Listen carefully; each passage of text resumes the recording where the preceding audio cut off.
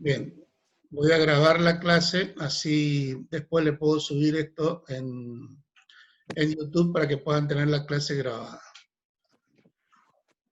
Entonces, arrancamos con la pantalla compartida. ¿Me avisan, por favor, si la pueden ver? Una nomás que me avise. ¿Sí se ve? Sí, profe, se ve. Vale, bueno. Entonces, vamos a ver las técnicas de recolección y muestreo, como les decía, cómo se pueden obtener los datos. Cuando esto en el caso de que uno haga un trabajo estadístico que se le encargue, es decir, en la próxima clase vamos a ver todas las etapas de un proyecto de investigación que incluya un trabajo estadístico, y ahí vamos a volver a repetir quizás algunos de estos conceptos. Ahora nos fijamos en cómo se pueden obtener los datos.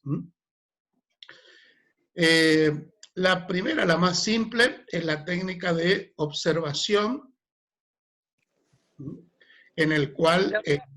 ¿sí? Disculpe que lo interrumpa. Me dice Saracho que no se puede conectar y Bejarano no tiene audio. Bueno. Que le avise.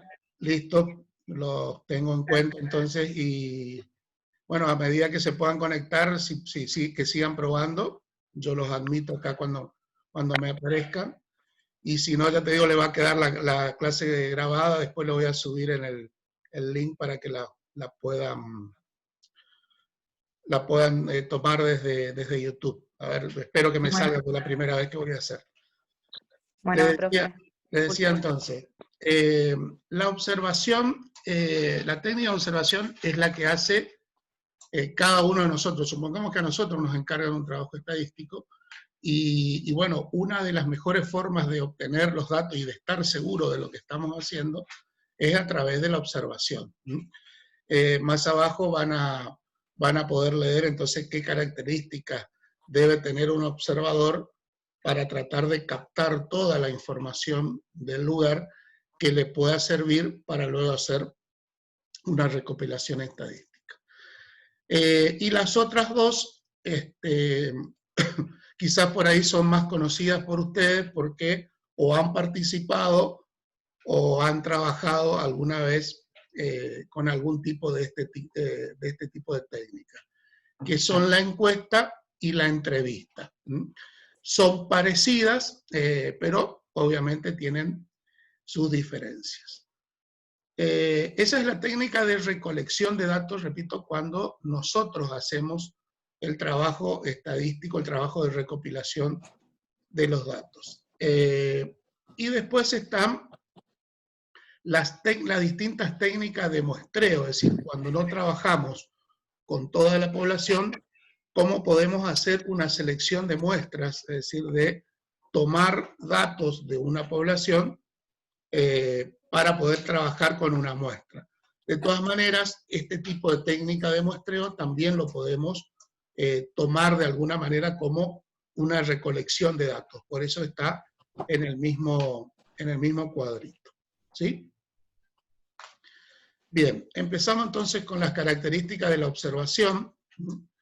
Dice, es la técnica por excelencia en la investigación de cualquier ciencia, ya que el observador, digamos, es la persona que está haciendo el propio trabajo de relevamiento de datos y entonces está seguro de lo que está tomando, es decir, no toma datos de otras fuentes que en ese caso tiene que verificar si son fidedignas o no para considerarlas. Se usa mucho, como dice por ahí un poquito más abajo, en sociología, esa ciencia que trabaja mucho con las características de las personas. El otro día yo le hacía la comparación con el COVID. Fíjense, todos aquellos que están contrarreloj trabajando en los laboratorios para conseguir una vacuna, necesitan hacer trabajos de prueba con pacientes o con personas que han tenido el virus. Y bueno, esa es una técnica de recolección de datos directa, es decir, la persona toma los datos en forma directa y en base a eso después elabora un trabajo, bueno, en este caso es más biológico, más farmacéutico, pero no deja de ser un trabajo estadístico, porque realmente vieron que para producir una vacuna se necesita hacer pruebas, testeos, todas esas palabras están ligadas a lo que nosotros vamos a ver o trabajar en estadística, ¿sí? Bueno, acá esto más que nada es material para lectura. Yo le voy a tratar de hacer un resumen, que un poco lo que ya le estoy hablando, le estoy contando, de qué características tiene que tener el observador. Es decir, tiene que ser una persona, es decir, no podemos mandar un novato, digamos, a que haga un trabajo de observación, porque lo más probable es que vuelva sin nada, o sea, o vuelva sin mucha información. Este trabajo debería ser encarado a alguien que tenga experiencia, es decir, una persona que pueda tener la suficiente capacidad como para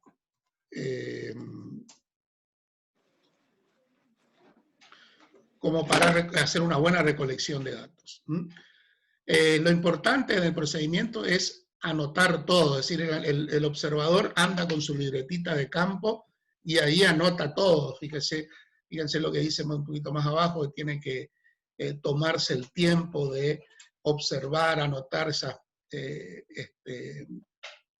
todo lo que le parezca importante, y al lado siempre ubicar el tiempo en que hace esa anotación y seguramente también el lugar o el espacio, que es otra cosa que yo le decía que es importante a la hora de hacer un trabajo estadístico. Lo decía, la fecha, la hora y la duración de la observación, el lugar exacto, tratar de hacer algún tipo de croquis, sacar fotos, grabar, lo que hoy que tenemos medio tecnológico, vieron que ustedes a cualquier cosa le sacan fotos. Bueno, es una forma de recopilar información que después pueda servir para hacer un trabajo estadístico. Lo que está acá en el punto 8, lástima que ustedes todavía no cursaron cartografía, pero es, por ejemplo, todo lo que se usa para hacer un levantamiento topográfico, para construir una carta, o de alguna manera construir un plano, construir un mapa, si se quiere. Esto que está acá en lo que dice el punto 8, es todo lo que tiene que hacer un observador en el trabajo de campo. Bien, después obviamente tiene que hacer un trabajo de gabinete. Cuando estudiemos las etapas en el trabajo de investigación estadística, van a ver que es una de las etapas de la ordenación, codificación y clasificación de los datos. Eso también es importante, y eso se hace no en el momento, sino se hace después, cuando se toma el trabajo de analizar cuál es la información que recopiló. ¿Está? Bueno, en base, dice, a la observación, después se establece hipótesis de trabajo, y en base a eso elige, digamos, cuál es la técnica más favorable como para la recopilación de datos. Repito, como le dije al principio, pero ya los que llegaron más tarde, si hay algo que no entiendan o quieran repreguntar o que les explique de nuevo, abren su micrófono, me paran y me hacen la pregunta. Después entonces le decía, las otras dos técnicas son la encuesta y la entrevista. ¿Cuál es la diferencia? Antes de ir pasando la pantalla, les digo ya a grosso modo cuál es la gran diferencia. La encuesta, nosotros ahora les voy a cambiar de pantalla y vamos a ver modelos de encuesta.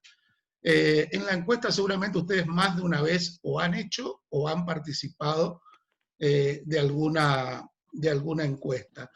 La encuesta es aquella donde uno realiza una serie de preguntas con respuestas sugeridas. Repito, ahora lo vamos a ver bien. Donde quien contesta esa encuesta tiene que elegir en alguna de esas opciones. Aquí el trabajo previo es importante, ya que de acuerdo a cómo quiero hacer yo el trabajo de investigación estadística, voy a armar mi encuesta, es decir, ¿qué datos quiero conseguir? Bueno, en función de eso voy a armar mi encuesta y voy a poner las posibles respuestas que tenga que dar el observador. Es decir, aquí el encuestador le sugiere al encuestado qué tipo de respuestas le puede... ¿Sí? ¿Quién preguntó? ¿Alguien preguntó algo? Bueno, sigo. Le decía, en la encuesta, el encuestador sugiere el tipo de respuestas y eso es importante, no importante, pero sí es más rápido después a la hora de hacer la clasificación de los datos, es decir, porque yo ya tengo definido, digamos, en función de las respuestas que dio el encuestado, o los encuestados si son muchos, puedo hacer una clasificación, una tabulación, una codificación mucho más rápida. En cambio, la entrevista es una técnica de recopilación de información con preguntas más abiertas, donde si bien el encuestador puede hacerse una especie de guía, digamos, de preguntas sobre los temas que le interesa, el encuestado está más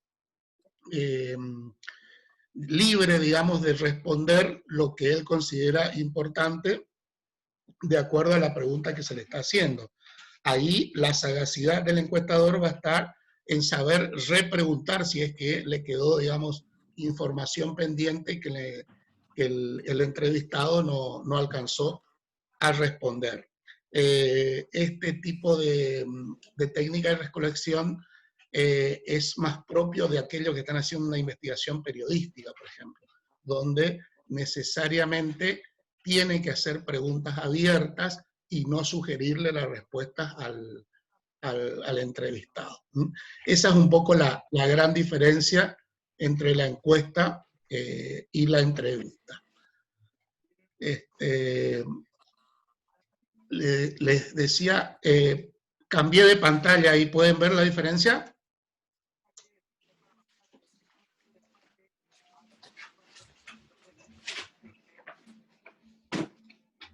¿Vieron el cambio de pantalla? ¿Alguien que me pueda responder, por favor? Sí, profe, se aprecia correctamente. Están viendo entonces distintos tipos de encuestas. Si alcanzan a ver ahí el link, anótenlo, si no se lo voy a poner también en el aula virtual, ahora se lo voy a copiar para que puedan ingresar. Fíjense los modelos de encuestas, acá tienen como para hacer dulce y trabajar en este tema. Fíjense cómo se puede organizar una encuesta. Esta es una encuesta política. Viene, es lo que yo le decía, viene la pregunta y después están las sugerencias. Este tipo de sugerencias de todos más o menos lo mismo.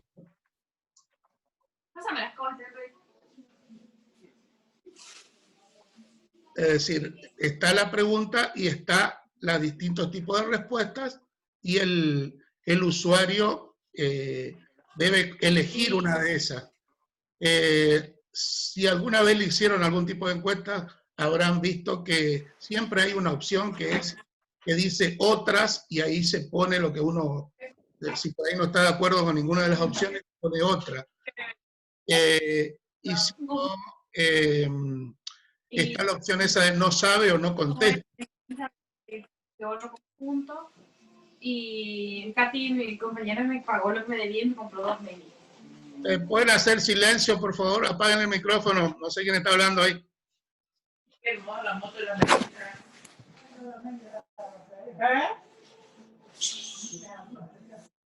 Jimena, apaga tu micrófono, por favor. Ahí está, gracias. Bueno, sigo. Entonces le mostraba las distintas opciones que tienen en una encuesta. Fíjense, esa es una encuesta política, pero fíjense todos los modelos que tienen acá de encuesta. Le paso a una encuesta educativa, por ejemplo.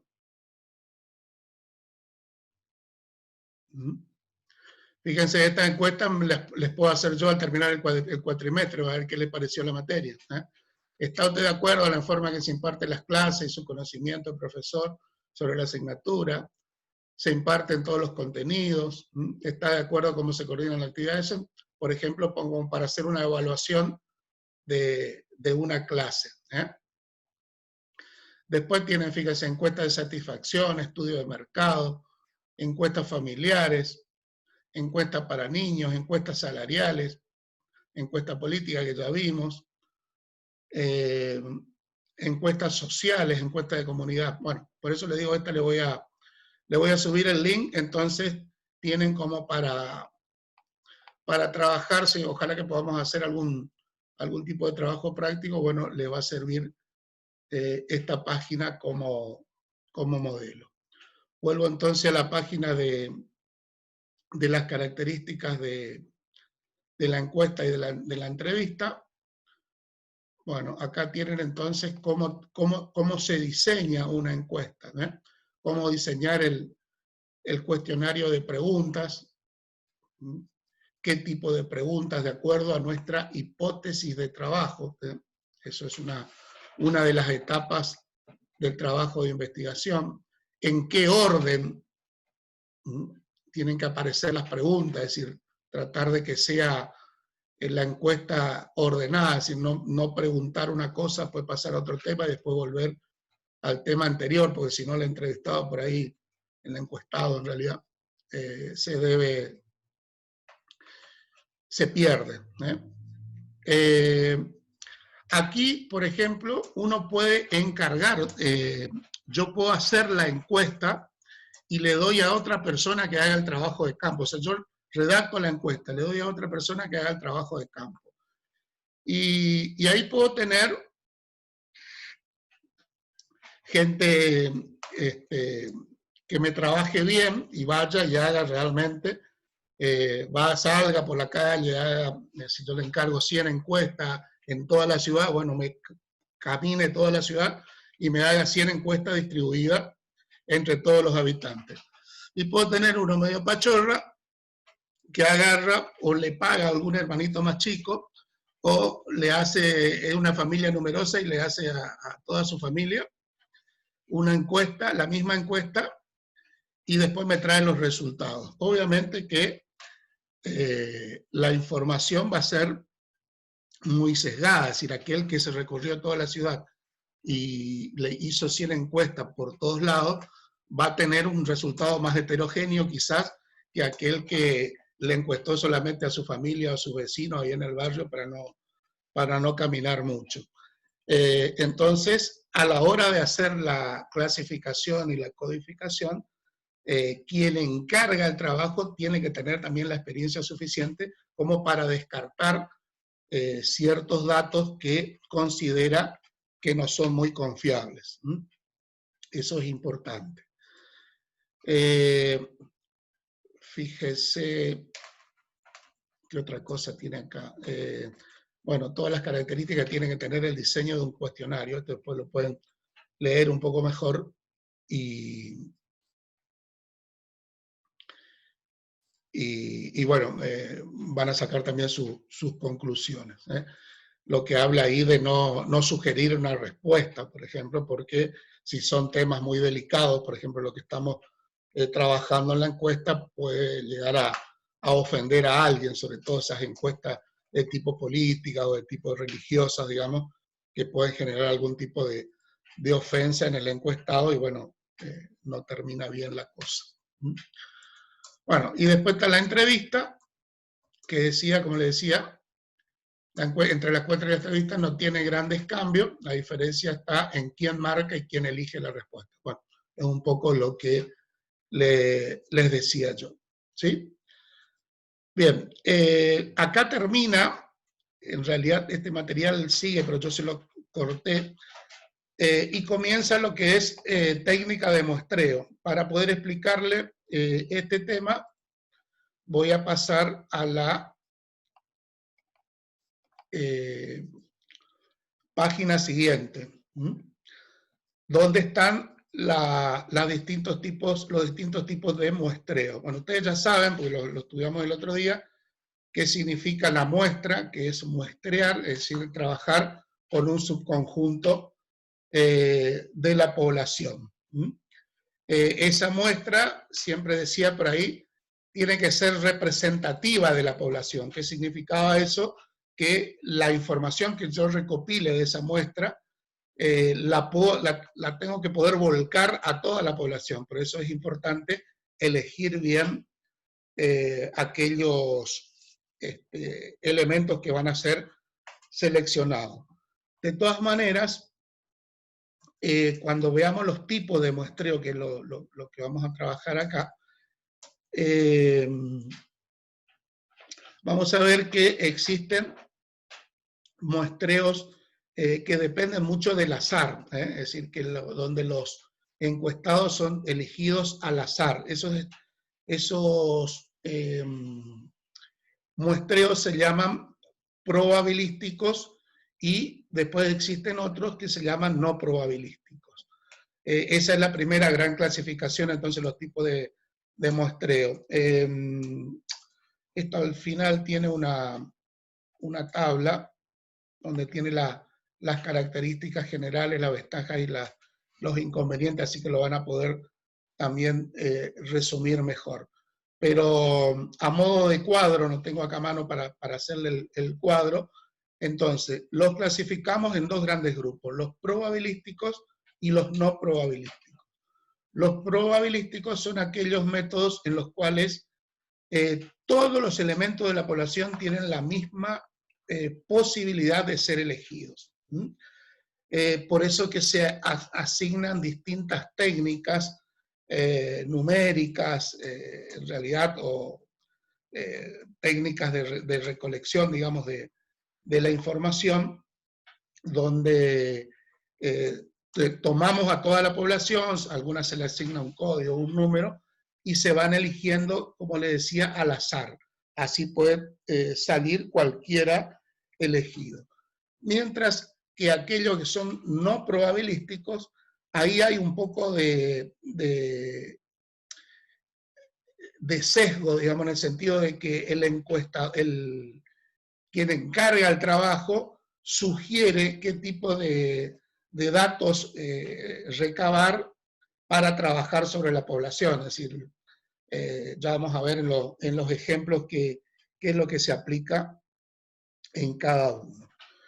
En la práctica, por una cuestión de tiempos y bueno, de la importancia relativa, digamos, que tiene la materia en la formación de ustedes como profesores, vamos a trabajar solamente los primeros, es decir, las técnicas de muestreo probabilísticos, ya que son, digamos, aquellas donde se explica bien la técnica y se puede aplicar.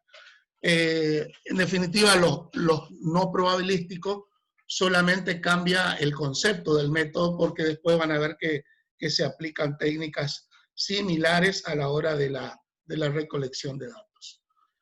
Entonces, dentro del muestreo probabilístico vamos a ver 4, que es el muestreo aleatorio simple, muestreo aleatorio sistemático. Aleatorio es lo que yo le decía, una palabra que está relacionada con el concepto de azar, es decir, los elementos son elegidos al azar, es decir, al azar, es decir, en forma aleatoria. Eso quiere decir. Le decía entonces, el muestreo aleatorio simple, el muestreo aleatorio sistemático, el muestreo aleatorio estratificado y el muestreo aleatorio por conglomerados. Y después, dentro de los no probabilísticos, vamos a describir, también creo que son 4, el muestreo por cuotas, el muestreo intencional o por conveniencia, uno que se llama de bola de nieve, y el otro, el discrecional, que también es muy parecido al intencional o de conveniencia. Y después entonces van a tener este cuadrito donde están las características, ventajas y desventajas del modelo sistemático y estratificado. Voy a cambiar de pantalla. ¿Qué aparece? A ver si me deja.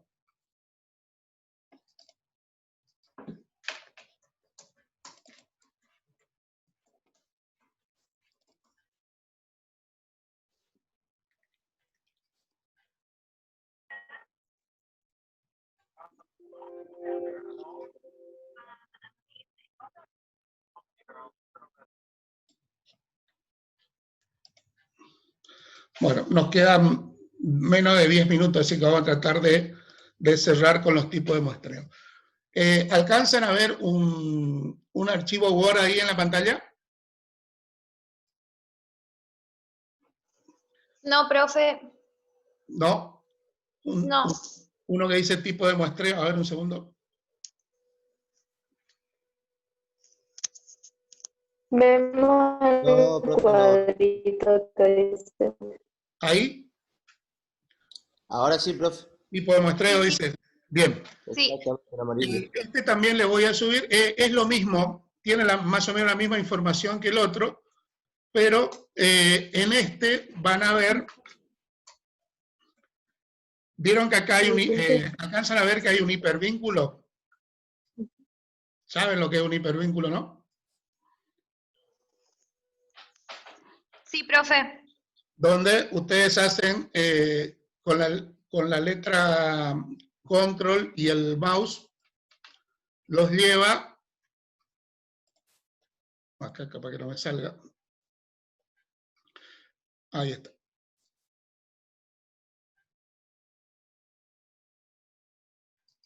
En este caso me lleva a un video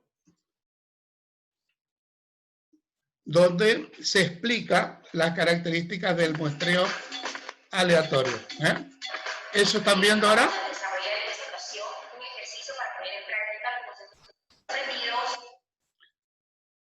¿Pasaron a una página de YouTube ahí? No, profe, no abrió. Bueno, no importa. No, está pausado. Lo que quiero que vean es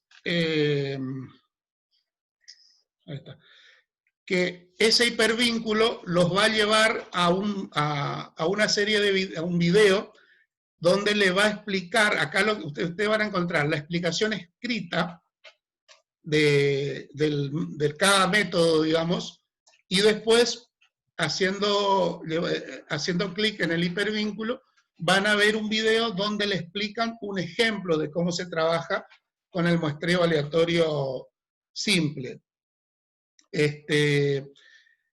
Para trabajar el muestreo aleatorio simple necesitan lo que se llama una tabla de números aleatorios.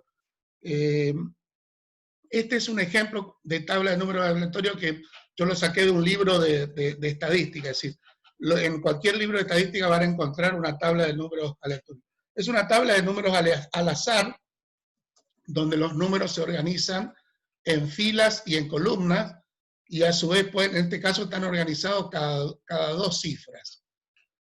El método consiste en, cuando yo tengo una muestra, selecciono una muestra de una población, y a esa muestra, supongamos que son 20 elementos, la numero del 1 al 20, perdón. Yo tengo una población de 100 personas, y necesito sacar una muestra de 20. Entonces, a la población de 100 la enumero del 1 al 100, y después, utilizando esta tabla de números aleatorios, por ejemplo, entro en toda la primera columna, y donde vea cualquier número comprendido entre el 1 y el 100, los primeros 20, los voy eligiendo y los voy seleccionando. Entonces, elijo al que tiene la posición 10, por ejemplo, al que tiene la posición 37, al que tiene la posición 8, al que tiene la posición 99, al que tiene la posición 12. Ahí elegí los 5 primeros. Después puedo tomar, por ejemplo, en lugar de esa primer columna, puedo tomar esta fila, la primer fila del cuarto grupo de elementos. Entonces, elijo al número 34, al número 67, al número 35, al número 48, y los voy seleccionando. Entonces, es una forma de elegir, como le decía, datos en forma aleatoria. Por eso se llama método muestreo aleatorio simple, es decir, la selección de los 20 elementos de la muestra se hace mediante la ayuda de una tabla de números aleatorios. Acá está explicado, digamos, cómo se hace el ejemplo. Después tenemos el muestreo aleatorio sistemático. Aquí también se ordenan los datos de toda la población. Y, por ejemplo, se busca un número, dice, que va a ser, por eso la diferencia es sistemático, es decir, cada tantas posiciones que me indique este número que se llama K, voy a ir eligiendo, voy a ir seleccionando los números de la muestra. ¿Cómo se obtiene este número K? El que sistematiza, digamos, el método muestreo, haciendo un cociente entre dos n, se alcanza a ver ahí. El n mayúscula es el total de la población, es decir, las 100 personas, y el n minúscula es el total de la muestra. Entonces, por ejemplo, 100 dividido 20 me va a dar 5. Quiere decir que cada 5 personas elijo una. Voy a la muestra, a la población ordenada del 1 al 100, cuento 1, 2, 3, 4, 5, al quinto lo elijo. Después, 6, 7, 8, 9, 10, al décimo lo elijo. Y así hasta completar las 20 personas. Este es más sencillo. Si por ahí está Rocío, que rindió el otro día el examen final, le hice una pregunta, un trabajo práctico donde tenía que hacer un muestreo de una población y tenía que usar este método que se llama sistemático. Si está por ahí Rocío, esto es lo que tenía que haber hecho, este método es el que tendría que haber seleccionado o utilizado para el ejercicio. Y después los otros dos, me quedan 2 minutos y medio y se corta, vamos a tratar de hacer el estratificado. Dice cuando dentro de la población tenemos distintos estratos, dice, o subpoblaciones. Y se quiere elegir de manera que todos estén representados. Por eso se llama estratificado. Por ejemplo, supongamos que estamos haciendo un trabajo donde haya población que sean de distintos lugares de residencia. Entonces queremos que estén representados todos los lugares de residencia. Así que en lugar de agruparlos del 1 al 100, como hacíamos en los casos anteriores, tomamos cada uno de los lugares de residencia y a cada uno de esos le aplicamos una técnica como para seleccionar una X cantidad de datos de cada uno de los estratos o de la muestra. En el videíto, cuando hagan clic acá en este hipervínculo, van a tener bien explicado el ejemplo. Bueno, el de conglomerados es también cuando es parecido al estratificado, pero ahí, digamos, el conglomerado puede ser, por ejemplo, cuando tenemos en una ciudad, por ejemplo, distintos barrios, como puede ser acá en Goya. Entonces, queremos seleccionar una X cantidad de personas de todos los barrios. Entonces, en ese caso, se utiliza un muestreo que se llama por conglomerados. Bien, ya se va a cortar la clase, así que dejo de compartir la pantalla. Les decía entonces, ahora les subo este material de muestreo que me falta, y en la segunda parte de la hora, ahora a partir de las 9, 9:15, les voy a dar un ejemplo para que ustedes traten de hacer, aplicando alguna de las técnicas de muestreo. No va a ser un trabajo práctico, sino simplemente un ejemplo donde van a tener que seleccionar a partir de una población una muestra utilizando alguna de las técnicas de muestreo.